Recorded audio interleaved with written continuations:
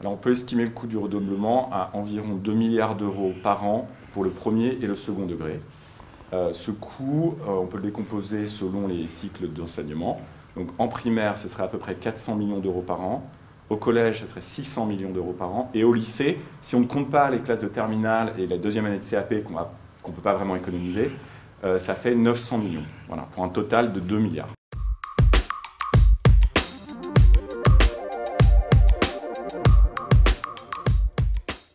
Alors pour mesurer le coût du redoublement, il faut s'intéresser à l'effet du redoublement sur la durée d'études.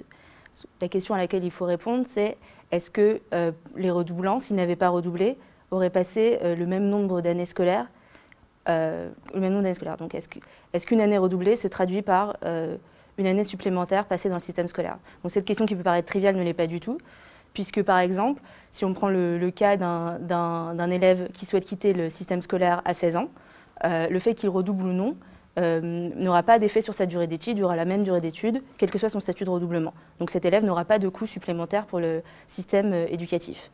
Donc, donc notre question, c'est de savoir quel est l'effet du redoublement sur la durée d'études. Et pour répondre à cette question, on a adopté une stratégie qui nous permet de comparer des élèves qui ont des caractéristiques semblables, puisque si on ne le fait pas, on peut attribuer à tort au redoublement des effets qui sont dus aux caractéristiques individuelles des élèves. Donc, autrement dit, les élèves auraient des trajectoires différentes, quel que soit leur statut de redoublement.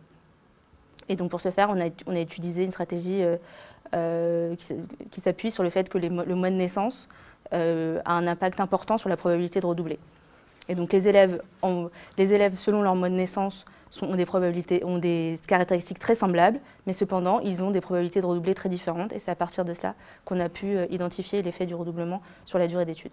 Notre principal résultat, c'est que le redoublement n'a pas d'effet sur le niveau de formation, donc les élèves qui le redoublent ou non ont le même niveau de formation.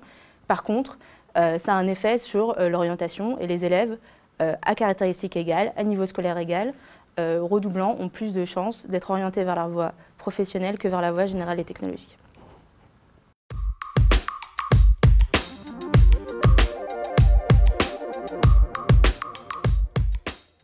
Alors, contrairement à une idée assez largement répandue, les économies qu'on pourrait réaliser en supprimant le redoublement ne sont pas du tout instantanées. En fait, il faut attendre un certain temps pour récupérer ces 2 milliards d'euros qu'on a évoqués. Et pour comprendre ce phénomène, on peut prendre un exemple très simple. Imaginons que demain, on supprime le redoublement en CP uniquement. Qu'est-ce qu'on économiserait? En fait, pas grand-chose, parce qu'on économiserait le coût des élèves qui redoublaient auparavant et qui sont aujourd'hui en CE1. Donc on économise le coût d'une année de CP pour ces élèves. Mais ces élèves, il faut leur payer une année de CE1. Ils restent dans le système scolaire, donc on n'économise pas grand-chose. Et en fait, les économies, on ne les réalise qu'au moment où les élèves sortent du système éducatif, donc beaucoup plus tard. Et donc quand on prend cet effet en compte, on s'aperçoit que cette économie de 2 milliards, on ne la réalise complètement qu'à partir de 2027, si on supprime le redoublement en 2015. Et donc, tout au long de cette période de transition, les économies augmentent progressivement. On atteint 1 milliard à peu près en 2020, et puis voilà, 2 milliards en 2027.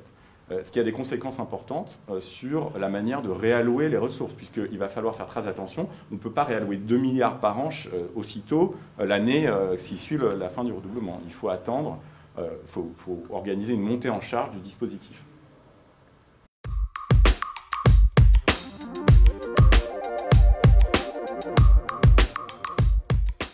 Donc, les économies réalisées par le redoublement à long terme, qui représentent 2 milliards d'euros, peuvent être réallouées notamment vers 2 dispositifs dont l'efficacité fait relativement consensus au sein de la littérature économique en tout cas.